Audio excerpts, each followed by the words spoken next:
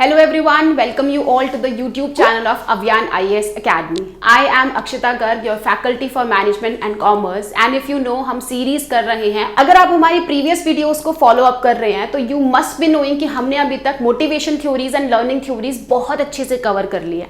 And if you haven't cover that तो आप please जाकर उन्हें देखिए सो दैट आपको आगे आने वाली वीडियोज में अच्छे से समझ में आए. So without wasting time, we will proceed for our today's topic, that is perception. So जब हम ऑर्गेनाइजेशन बिहेवियर की बात करते हैं, so as I told you in the previous video as well, हम तीन चीज़ों की बात करते हैं. We talk about individual, we talk about group dynamics, and third thing we talk about organization as a whole, right?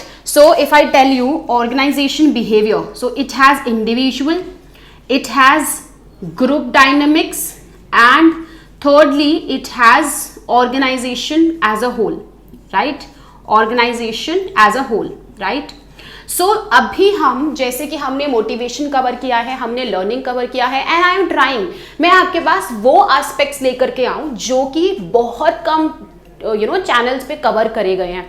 I am pretty sure कि आज जो हम पढ़ने वाले हैं परसेप्चुअल प्रोसेस वो बहुत कम चैनल्स पे कवर किया गया होगा जिसमें कि आपको इंटायर परसेप्चुअल प्रोसेस एक वन गो में समझ में आने वाला है. So stay tune till the end, right? So हम अभी कर रहे हैं इंडिविजुअल एस्पेक्ट को हम समझ रहे हैं. इंडिविजुअल एस्पेक्ट हम समझ रहे हैं. फॉर एग्जांपल एक इंडिविजुअल को बिहेवियर को हम कैसे स्टडी कर सकते हैं अनटिल हम उसकी पर्सनालिटी को स्टडी ना करें, हम उसकी वैल्यू सिस्टम को स्टडी ना करें, उस बंदे के एटीट्यूड को हम स्टडी ना करें, जब तक हम उनकी परसेप्शन को ना स्टडी करें, जब तक हम उनके मोरल्स को स्टडी ना करें, जब तक हम उनके मोटिवेशन फैक्टर्स को ना स्टडी करें, जब तक हम उनके लर्निंग फैक्टर्स को स्टडी ना करें. क्या हम अगर इन सब फैक्टर्स पे स्टडी नहीं करते हैं वी कैन से कि हम एक इंडिविजुअल की पर्सनैलिटी को, एक इंडिविजुअल की बिहेवियर को अच्छे से डिपिक्ट कर सकते हैं? नो. सो हम यहां पर वही पढ़ते हैं इंडिविजुअल में all the factors that forms an individuals personality, वो हमारे फैक्टर्स इंडिविजुअल में आते हैं, राइट? जैसे कि जिसमें हम कवर कर चुके हैं मोटिवेशन, जिसमें हम कवर कर चुके हैं लर्निंग थ्योरीज, एंड आज हम करने वाले हैं perception, followed by the videos on personality, attitude, values and so on, right? And उसके बाद as on the demand we will be going and proceeding with the group dynamics जिसमें कि हमारा transactional analysis cover होता है, right? So without wasting further time we will be starting with our today's video, that is perceptual process. Perceptual process, उससे पहले हम ये समझेंगे perception क्या होता है. परसेप्शन जैसे कि हम एनटीए यूजीसी नेट में हम इंडियन लॉजिक भी पढ़ते हैं. इंडियन लॉजिक में हम पढ़ते हैं प्रत्यक्ष, राइट? प्रत्यक्ष आप सबने पढ़ा होगा. या फिर अगर हम एक हिंदी में भी बात करते हैं तो एक नजरिया होता है, राइट? आपने एक नॉर्मल बात सुनी होगी, हर किसी का चश्मा अलग होता है, right? What do we mean by that? Perception का मतलब होता है हर किसी का चश्मा अलग होना. And what I mean by that, एक सिचुएशन को देखने के हर बंदे का, हर इंसान का एक अपना नजरिया होता है. हर किसी का एक सिचुएशन को लेकर के, इनफैक्ट सेम सिचुएशन को लेकर के अपना अलग इंटरप्रिटेशन होता है. मैं टॉपिक पे जाने से पहले आपको इसके एग्जाम्पल बताऊंगी. फॉर एग्जाम्पल एक घर है, there is one house A and there is another house B, ठीक है? So there is a lady in house A, वो उनके घर में चोरी हुई है. So her attitude towards the situation जो चोरी हुई है उनके यहाँ इज लाइक उनका सब कुछ लूट गया, you know, they have all their jewellery is done, life is ended, life has ended, कुछ बचा नहीं है, यू नो, वो सब कुछ ले गए हैं. बहुत नेगेटिव एटीट्यूड है, right, in house A. And towards the same situation जहां पर दूसरा हाउस है और वहां भी चोरी हुई है, the attitude of the people in that situation is that it is really good, you know, that our life is safe, kids are safe, you know, everything could be taken care, you know, but life safe रहनी चाहिए. So the lady there is so optimistic and saying, you know, कि अच्छा हुआ, सब कुछ वो ले गए, कोई बात नहीं, हम दोबारा से अर्न कर लेंगे, लेकिन हमारी जान सेफ है, हमारे यू नो बच्चे सेफ हैं, kids are safe, our family is safe, no harm to the family has been done, कोई इंजरीज नहीं हुई हैं, राइट? उन्होंने सिर्फ क्या करा, उन्होंने पैसा लिया और वो चले गए, right? So can I say the situation was same but the interpretation to it was different, right? ये भी हो सकता है that the family be may be thinking that, हो सकता है कि फैमिली के थीफ के घर में ज़्यादा रिक्वायरमेंट हो, maybe he is doing that, you know, चोरी out of some of the circumstances and that is making him do so, right? So मेरे कहने का मतलब with this particular example is that I am sure आप यही सोच रहे होंगे कि कौन ये सोचेगा कि चोर के घर में रिक्वायरमेंट होगी इसीलिए उन्होंने चोरी करी. I am really sure. So but यहाँ पे मेरे कहने का मतलब है एक सिचुएशन को परसीव करने का, देखने का, उसको नजरिया is entirely different and depends from person to person, right? So what the definition comes out to be of perception is that how we organize, we select and then interpret the information in the external environment. उसके हिसाब से हम क्या अपने attitudes में, अपने opinion में, अपने बिलीव्स में, अपने फीलिंग्स में चेंजेस लेकर के आते हैं. Ultimately in our behaviour results in one of the perception, right? I hope वो क्लियर होगा. ठीक है. सो इसके बाद हमारा बहुत सिंपल चीज आ जाती है जो हमारे सिलेबस में है. We understand the perceptual process. बहुत सिंपल है. जैसे हम किसी ऑपरेशन में देखते हैं दैट हमारे इनपुट होता है, इनपुट की प्रोसेसिंग होती है एंड देन हमारे पास आउटपुट होता है. सिमिलर वेज यहाँ पर होता है. वी हैव इनपुट के फॉर्म में हमारी स्टिमुलस है. ठीक है. स्टिमुलस को हमारे कॉग्निटिव लेवल पे वो जाके प्रोसेसिंग होती है. हम उस परसेप्शन को, उस स्टिमुलस को, उस ऑब्जेक्ट को, उस इवेंट को अपने दिमाग में वो मैकेनाइज होती है और हम उसको अकॉर्डिंगली ग्रुपिंग करके may be on the basis of different factors उसको इंटरप्रिटेट करते हैं एंड देन उसके बेसिस पे हम अपने आउटकम, दैट इज अपने बिलीव सिस्टम्स, अपने एटीट्यूड फॉर्म करते हैं, अपने ओपिनियन फॉर्म करते हैं. That becomes my perceptual process, right? I hope जो मैंने अभी जिस्ट दिया है आपको क्लियर हो गया होगा. If not, let's come to the board. Perceptual process में हमारा सबसे पहले आता है परसेप्चुअल इनपुट, राइट? उसके बाद आता है हमारा followed by our second step that is mechanism. Third step is perceptual outcome, that is output of course, and ultimately that is helping me to have my behaviour formed, right? इसके साथ इस process में दो और factors हैं जो हम पढ़ने वाले हैं, जो हम स्टडी करने वाले हैं. डोंट थिंक कि कोई भी सिचुएशन है, मेरा इंटरप्रिटेशन है, ऑर्गेनाइजेशन है, सिलेक्शन है, मेरा आउटपुट है, उसको कुछ फैक्टर्स इन्फ्लुएंस कर सकते हैं जो कि परसीवर से रिलेटेड है. सो can I say there are characteristics of perceiver that वे influence this process? Yes. Also there are characteristics and situations, time हो सकता है, लोकेशन हो सकता है, that is influencing my perceptual mechanism, right? So इसी को हम डिटेल में समझने वाले हैं, राइट? ओके.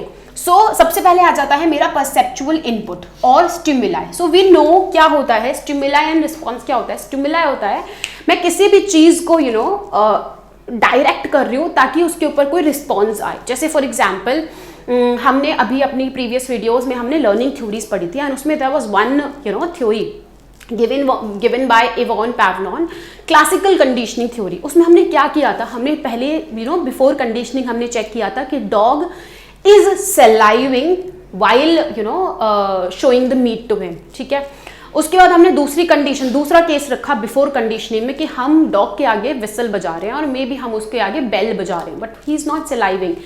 बट जब मैंने दोनों को कंबाइन किया there was one learning that happened within dog, right? उसने ये देखा कि जैसे जैसे विसल बजता है या जैसे जैसे बेल रिंग होता है he is offered with meat, right?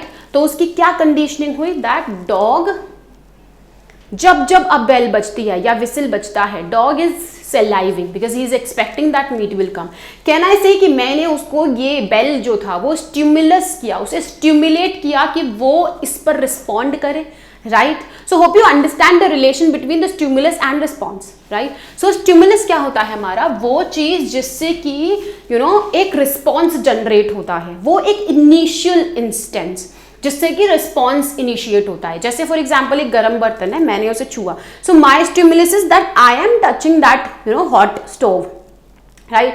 And what response will become that if it is super hot मैं अपना हाथ एकदम से हटा लूंगी, right? I hope you get down the difference between you have written down the difference between the stimulus and response. Okay.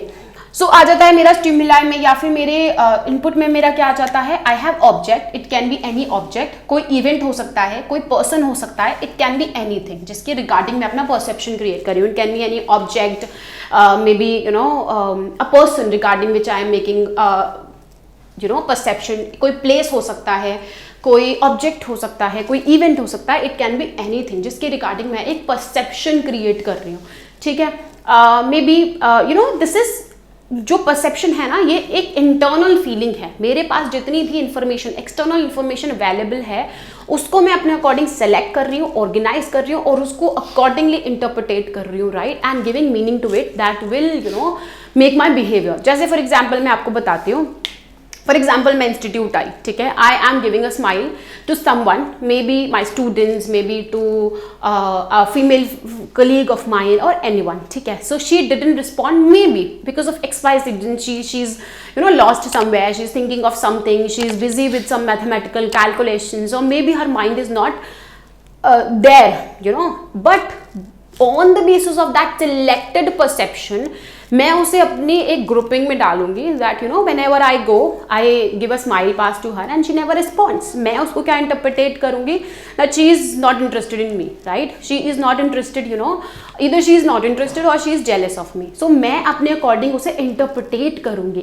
and out of that what behavior I will generate, I will have the attitude towards her, that is she is the kind of girl, she never responds. Right मैं एक opinion बना लूंगी उनके बारे में, that she doesn't like me, right मैं अपने उनके रिगार्डिंग अपनी एक फीलिंग जनरेट कर लूंगी, एक बिलीव सिस्टम में अपना ले आऊंगी कि ये तो मुझसे बात ही नहीं करना चाहती हैं, दैट वे, ठीक है, and that will result in my behaviour, that next time maybe I will not give a smile pass, और maybe if she talks to me I will not give respond in a right way, right. So I think अब ये आपको relate हो रहा होगा that how this perceptual process works, right. Then मेरा आ जाता है परसेप्चुअल मैकेनिज्म, उसमें मेरा आ जाता है सिलेक्शन. देन आई हैव, मैंने जो, अब एक बात बताइए, कोई भी मेरे पास स्टिमुलाई आई है, इतनी सारी चीज़ें आती हैं जिनको हम परसीव करते हैं थ्रू आवर सेंसिंग और सेंसरी ऑर्गन्स एंड माइंड. हम इतनी सारी चीज़ें आती हैं, हम सबको तो परसीव नहीं करते हैं. We only give a selected perceptions to all the objects present, right. सो मैं क्या करूँगी, मैं पहले अपने परसेप्चुअल जिसको भी मेरे को परसीव करना है मैं उसको सेलेक्ट करूँगी.